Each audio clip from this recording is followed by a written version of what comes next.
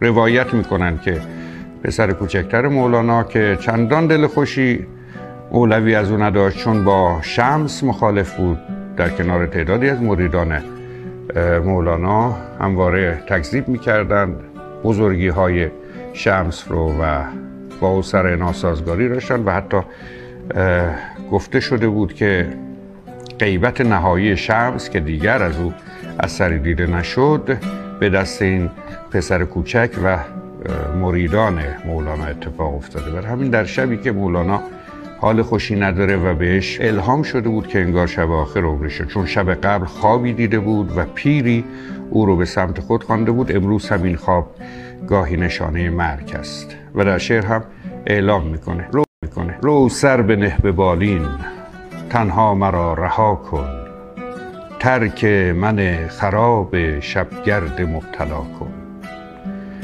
ماییم و موج سودا، شب تا به روز تنها، خواهی بیا ببخشا، خواهی برو جفا کن. از من گریز تا تو هم در بلا نیفتی، بگزین ره سلامت، ترک ره بلا کن. ماییم و آب دیده در کنج غم خزیده، بر آب دیده ما 100 جای آسیا کن.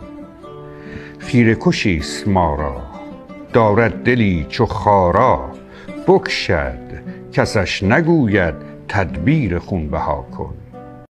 بر شاه خوب رویان واجب وفا نباشد، ای زرد روی عاشق تو صبر کن وفا کن.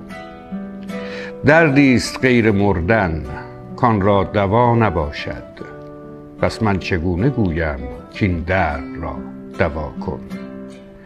در خواب دوش پیری در کوی عشق دیدم، با دست اشارتم کرد که عزم سوی ما کن. گر اژدهاست بر ره عشق است چون زمرد، از برق این زمرد هین دفع اژدها کن.